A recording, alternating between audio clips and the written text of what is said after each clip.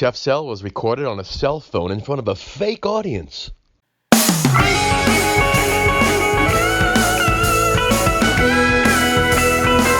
Get your hands off my little lamb. Get your hands off my sheep. Get your hand off my little lamb. Ladies and gentlemen, live from the Copacabana in New York City, it's Chef Cell.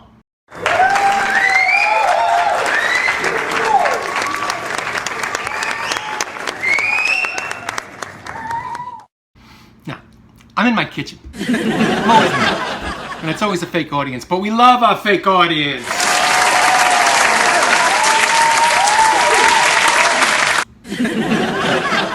Zip it. We got things to do. You ready for this one? You know, college, football, cloudy kind of day, Irish pub. What do you think about? Yes. Darts. Yes, I'm drinking lots of beer. I get it. No. Shepherd's pie.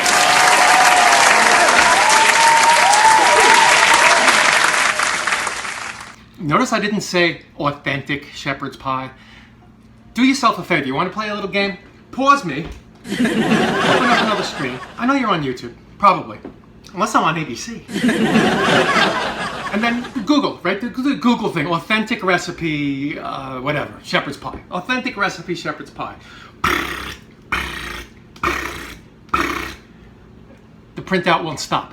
It won't stop. You'll have confetti for years. So what I did is I just, what do I like in a shepherd's pie? Because, I did do a little research.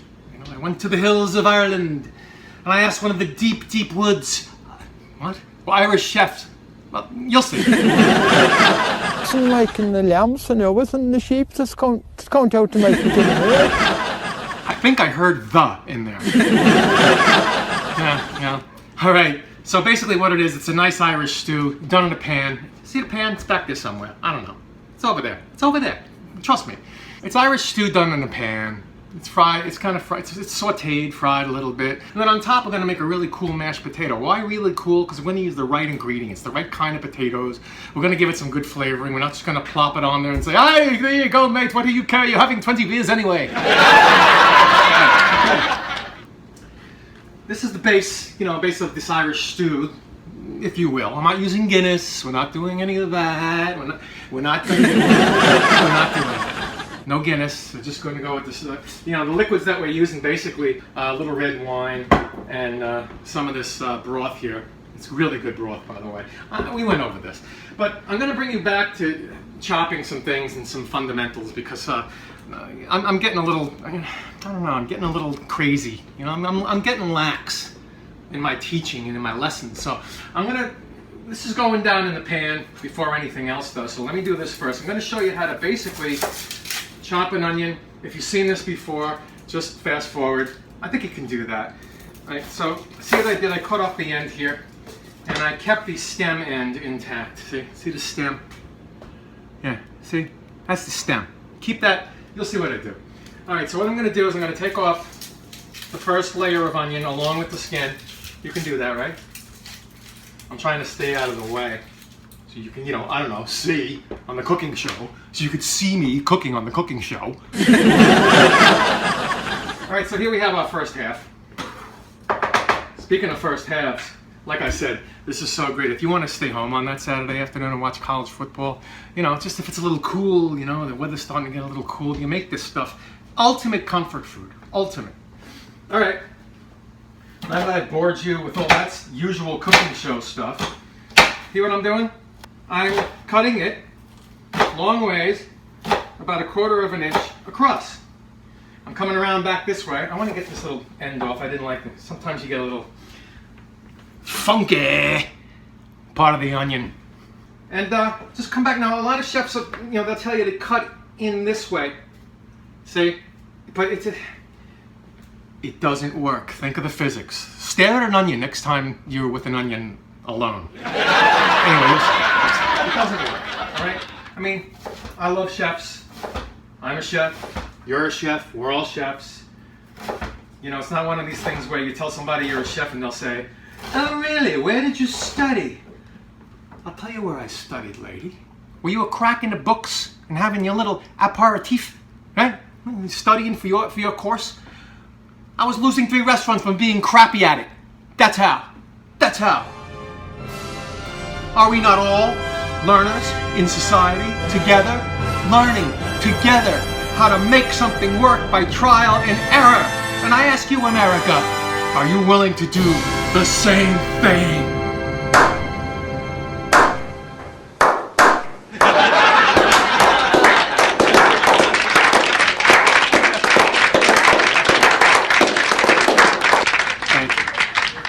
Thank you.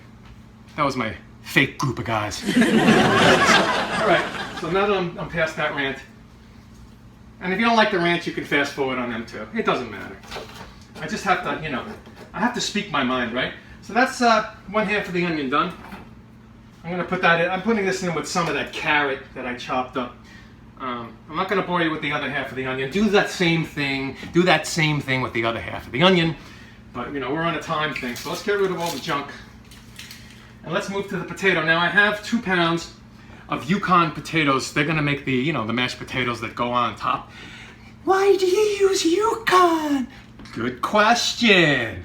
Yeah, I make up all my questions.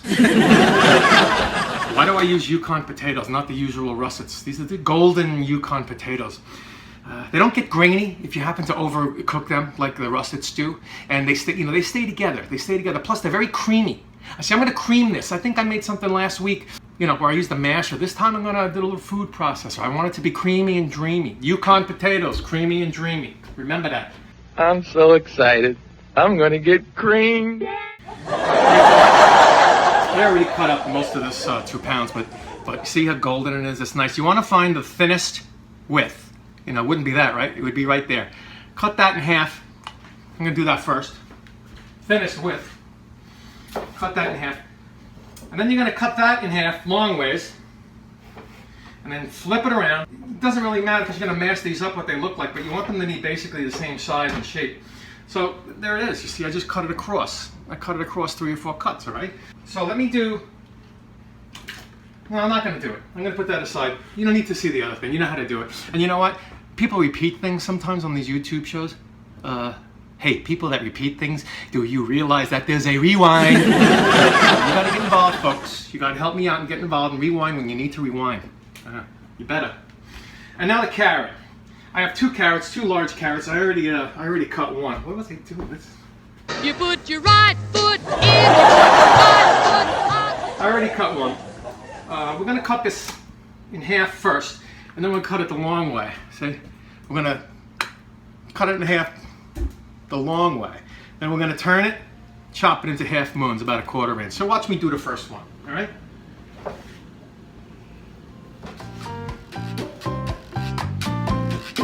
Stop it!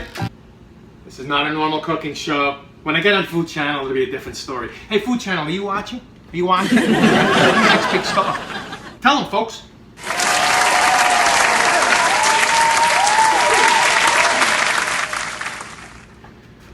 All right, so we're going to cut these, 1/4 inch.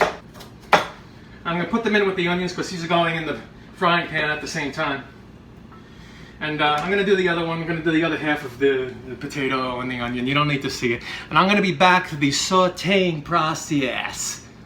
Don't go away. Oh, you can't. You can't. Well, you can, but don't. Well, I'm happy to report that the vegetables have chopped themselves. Not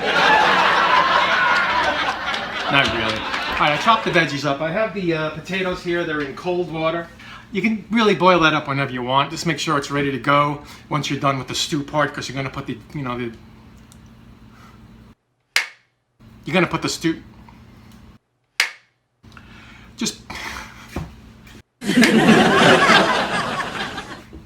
Just forget it. Potatoes in cold water. Why are the potatoes in cold water before I boil them? I went through this last week. I'm going to teach you again. If you put them in hot boiling water like you do with the pasta or whatever, the potatoes are different. They're kind of dainty. They're dainty. So the outside will get flash cooked and the inside will stay raw because you're going to mash them. You want it to be, universally smooth. Yes, like me. Well, maybe like this guy. We'll make our own music, gorgeous. Just hold it. You and you stay. Tubby, You go rest your thumbs, I'll drive. Sweetie, go get your lips pressed. Split. I love that. All right, so here's the deal. I have a pan here with about 2 or 3 tablespoons of oil. You can use, I use avocado oil, you can use olive oil, you can use veg oil, whatever. Just be careful with that super hydrogenated stuff, the stuff that kills you. Don't use the stuff that kills you. Yeah, I'm a genius. All right. So I have the onions and the carrots right here. They're all ready to go. I'm going to dip them in this medium-high flame. Look at that. Wow. Some little salt and pepper, as Emerald always says, season in layers. So I'm going to go with almost a tablespoon of salt for now. And you're going to season it as it goes too. Don't worry about that. You just want the veggies to know you're watching them. I'm watching you. All right, so salt and pepper, right? Not too hard. And mix this around. You don't have to like stir fry it or anything. Let it stay a while, like about 30 seconds. Mix it again, stir a while, mix it again.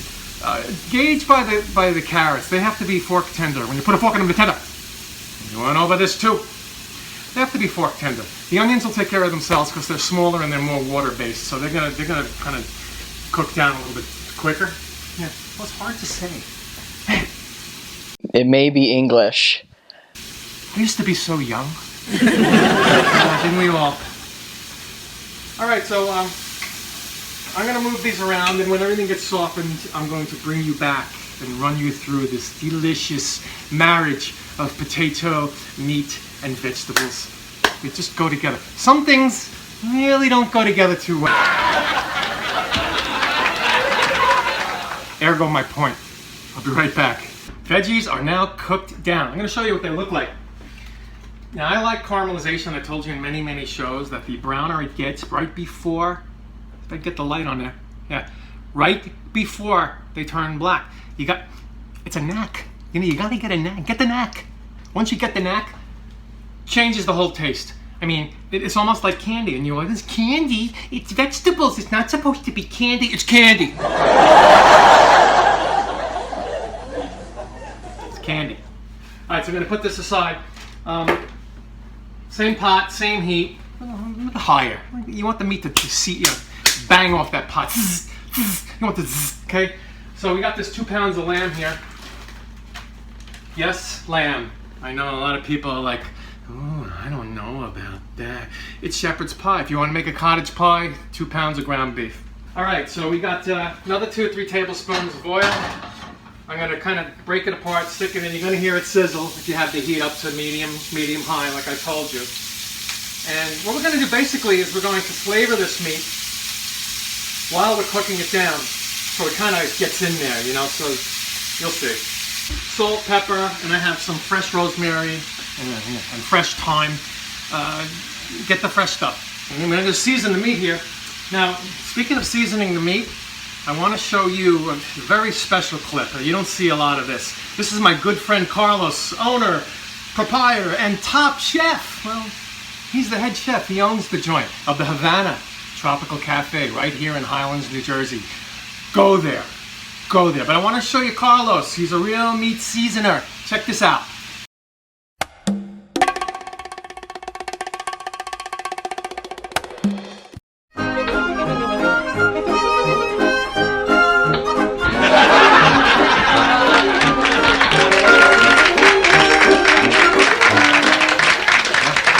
And he's a really good guy too.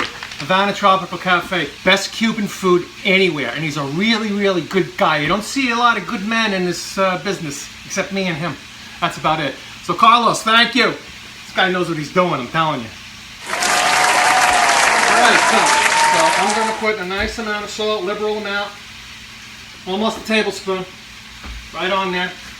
Of course, the usual fresh cracked pepper goes right on there. I'm not going to add the thyme and the rosemary until we get a little bit of cooking going on with this lamb. Now, I took the veggies out and put the lamb in because I want to do them separately. A lot of people do the lamb first, and then they kind of, they saute the veggies in the lamb fat. Oh, imagine that. But we're not going to do that. I'm doing it opposite. I might pour off some of this fat because when you it's kind of like a lasagna, the shepherd's pie. So when you cut your piece, you want everything to stay. You don't want it to, you know what I mean? That's why I do it. You can do what you want. We're going to put probably some cornstarch thickener in this mixture. Just a little bit before we're going to put some broth in there and some red wine. It'll tighten it up. So, don't worry. Just don't worry. Poured off the fat. That's what I did. All right, the meat is, sort of done. It's going to be baking in the oven. By the way, oven, 400 degrees now. Stop it. You put it on pause. 400 degrees on the oven, please. We're going to bake this and put the one of the shells on the top rung because the heat, as I told you in other things, the heat's going to go up, hit the top of the oven, and boom, blast down on those potatoes and brown them. Those potatoes. All right, so the meat is on its way.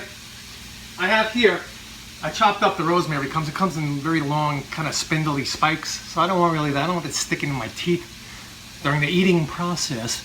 I have about a tablespoon of that rosemary chopped up and some thyme, about 8 or 10 sprigs of thyme, and I pulled them off. All right, and they're in there, and everything's chopped up. Sprinkle it on the meat. This is where lamb just goes, now that's what I'm looking for. Lamb loves rosemary, lamb loves thyme. Let's get that all incorporated, as they say in the fancy shows. Speaking of fancy shows, now to that, I have some garlic here. I'm going to sprinkle a total of about 3 to 4 medium-sized cloves worth. Now, I don't know if that's authentic or not. You see what I mean? A lot of people, you don't put the garlic in there. Was that Irish? All nationalities. There's always, you got to make it the right way. Italian, except for Italians. Italians are like, is there a lot of it? Hey, it's authentic. Come on, give me a bucket. You know what I mean? We love to eat stuff. But as you know, I kid, because Italian chefs are pretty tough. Italian chefs are pretty tough. Okay, so this garlic has gone in. And, give it about 2 or 3 minutes with the spices and the garlic and taste it. I already tasted it for salt and pepper. But remember, you got to be, adding a couple more layers so you taste it later, okay? Don't get crazy. All right, now I'm going to go with a little bit of, just going to bring it together. This is about 2 tablespoons of tomato paste. And get that all incorporated in the meat. All right, that's looking good. The meat's getting a little bit like, there's red running through it, It's like weird. There's a red, it's sort of a pink. Is there a pinkish hue? A pinkish hue? Yes, a rosy glow. Okay, so I have, here's my thickener. It's about, 2 tablespoons of flour, if you have flour. You have cornstarch, if you're gluten-free like we are, you can use that. And sprinkle this over the top. This is going to kind of soak up any excess fats or liquids. Almost 2 tablespoons. How's that? Mix this around. Coat the meat with all the things you put in there. Now it's a matter of coating. Coating. Okay, red wine, 1/4 cup. You don't want to make a soup out of it. You can have wine soup later. That'll be you after you're done eating. Just a little bit. You want to get the bits off the bottom. Some red wine with this kind of meat. Lamb. If you cook venison, you guys know what I mean.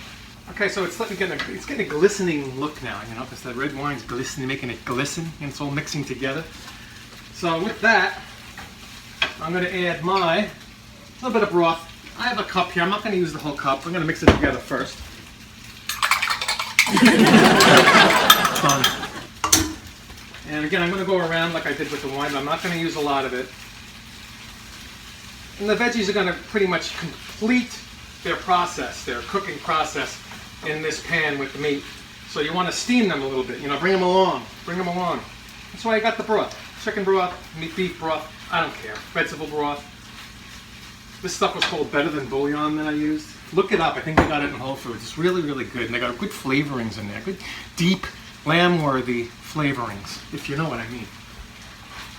All right, so this is going well. I'm going to start my potatoes now. What do you mean start your potatoes? I'm going to start boiling them. And I'll keep the lid on until she's boiling, Johnny.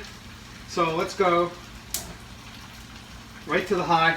As soon as it starts boiling, take the top off. Keep it boiling, rolling boil, and then test them in about 10-15 minutes, okay? These are tightly packed potatoes. It may take you a little bit longer than your normal russets. I'm just telling you. I'm going to put the veggies back in now. Now, later on in the process, right before we build it, we build it, we put, 13 by 9 baking dish, blah, blah, blah. Stew goes on the bottom, whipped potatoes on the top. But right before we take it out of the pan here, the mixture, we're going to put some frozen peas in there. It's great because it gives it color, and it's what you do with Irish stew. It's what you do. Irish stew. It's what you do. You don't pay me to sing, trust me. All right. So, now I'm going to move it down. I'm going to move it down to medium low. Now I want everything just to get acquainted. Now everybody gets acquainted in here. All right, so everything's going. Potatoes are boiling. We're going to make the mashed potatoes when we come back, and then we're going to assemble everything, put it in 400 on the top rung, and oh my God, it's going to be so good. I think I'm losing my tan. Oh well, fall is here. Can winter be far behind? There was a night. Okay. Potatoes are now done. They're fork tender. I drained them, so they're ready to really put into this Cuisinart here. They're ready to really put in. They're really, really ready. Okay, my delicious, I'm going to call it the mixture, has been going. I'm going to put some peas in now, and I told you I'm going to do this at the end. See, peas, small peas, about a cup. Great greenery, great taste. Great, like your mouth is going, okay, yeah, meat, oh, there's an onion. Yeah. What was that? All right, just don't be afraid. Funny thing about peas, right? Where do they pop up into your life every now and then. As a kid, we had no use for them whatsoever. Maybe one. All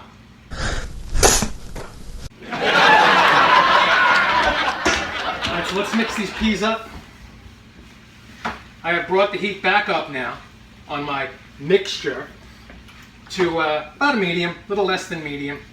And I am putting eggs in this delicious mashed potato filling, or topping. Topping. Did I say filling? Keep it in. You know what? You know what I meant. So what they're going to do is add another richness, another layer of richness. Dimension. Another dimension. This is not a new world. It is simply an extension of what began in the old one.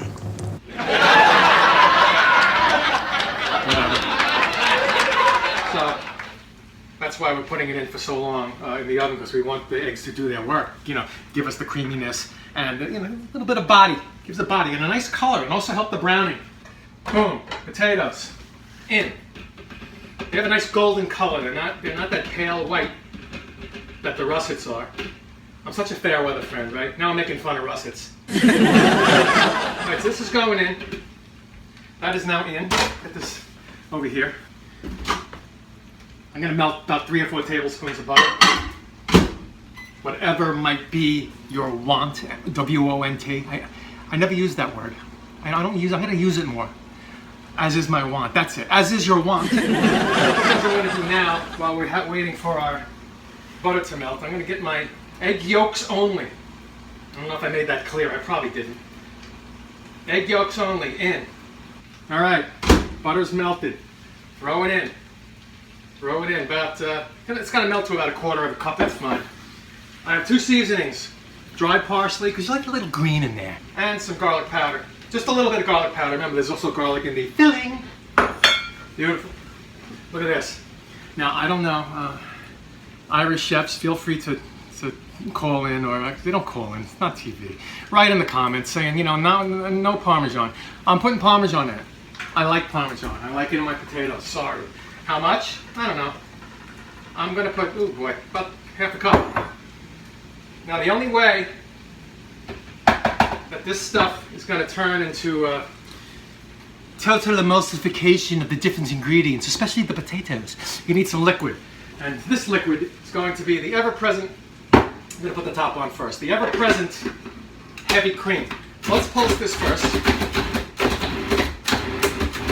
Get it used to each other. And I'm going to put some salt and pepper in here too. Not too much pepper. I'd rather put white pepper, to be honest with you. I might not even pepper it. See how I feel. Alright, put it on. Slowly add the cream. I have about a cup in here, but I might not use the whole thing. It's all a matter of what you see going on in here. You drizzle it in, you're going to see that the whole mixture is going to start turning, and the machine too. The whole mixture is going to start turning, which means that everything's getting kind of coated by the cream. That's what you want. I'm going to scrape it off the sides a little bit, so let me do all that stuff. And I might add a little bit more cream. Just open it up and test it. Open it up and test it. You don't want them runny. I'm going to show you, but you don't want them runny, and you don't want them like, there's no wooden soldiers allowed, okay? You want nice and easy. All right, they're done, as far as I'm concerned. See if I can bring it over and show you. See, they're just a little bit porey. That's okay, they're gonna go on top, form a nice crust once you pound it with that 400 degrees. You know what I'm saying? So, let's build this thing. I mean, why are we waiting? Why would we want to wait? I said 13 by 9. I'm going to do a little bit of a smaller one. This is an oval one. I don't know. This is about 12 by, 5 or 6. Because we don't really want a lot of it. We might eat it all. So we might give some out, make little portions for people. Whatever you want to do. But it also makes it high. I like everything high. 13 by 9, you'll get about, an inch and an inch. Which is cool. That's the way they do it in the pubs. If you want to play like you're in a pub, you do that. So let's get this mixture off the heat. One final mix. And let's put it over the dish so you don't spill it on the stove. And your ultimate goal here, halfway up the sides. It's only about a quarter. More mashed potatoes for you. I'm going to pack that down as good as I can get it because I want some room for these delicious mashed potatoes. I mean, they did a lot of work. They did a lot of work for us, so we want to use them. And let's just get these potatoes right over it. Right over it. See that creamy? Can you get that? Can you get that? Yeah. See how creamy they are? This is, the way I like it. I don't like the chunky mashed for this particular dish. And we're just going to move it around. Now remember, there's eggs in there to help it kind of, give itself a body. A body like you don't want to know. Okay, let's move this around. I'm doing like a little design. You don't have to do a design. I'm just doing a circular motion. Almost like a soft serve ice cream. Oh God! All right, so give it a little shake. Just make sure it's level. See? And I'm going to put just a little bit of this dry parsley on top. Remember I told you about the top rung, right? The top rung of the oven, 400-degree oven. And let's get it in here, left to right. Set it up left to right so it gets even coverage. Put it in, let it go, check it in 15 minutes. Check it again in 20 minutes. It has to go 25, 30, whatever it takes to get a nice crust on the top. Deep brown as you can get without burning it. Back. Finito. That's Irish for it's freaking done. Check and see, but I'm pretty sure it is. I had this going about, in the oven here, about a good 25, 30 minutes. Remember, it's not broiling. It's just really almost a roast, if you will. Baking. Let's call it a bake. I mean, look at this. I got it. You know what? I'll close the oven in a minute. You just got to see this. I mean, can you see that? Look at these potatoes. Look how they puffed up from that egg.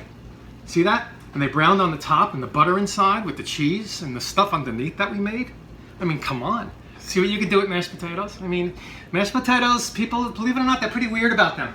It's like turkey. Some people like it, some people are into it, some people aren't. I mean, to some people they have mystical powers.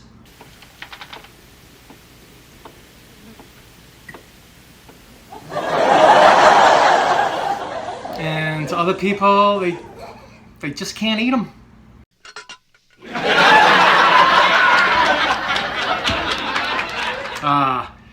But look at that. I cut a nice honking piece out of the middle here because I wanted you to see what she looks like in there. In there. Look at that. Instagram. Tell me I did not just see that. So make this. Make this. You can do it. Big shout out again to my friend Carlos across the street at the Havana Tropical Cafe. Great Cuban food. He's a great guy. Go on in and say, hey, Carlos, Chef Sel sent me. And he'll go, huh? Anyway, I hope not. Good guy, that Carlos. Go see him. All right? Chef Sel, meantime here, saying goodbye, and we will see you next time.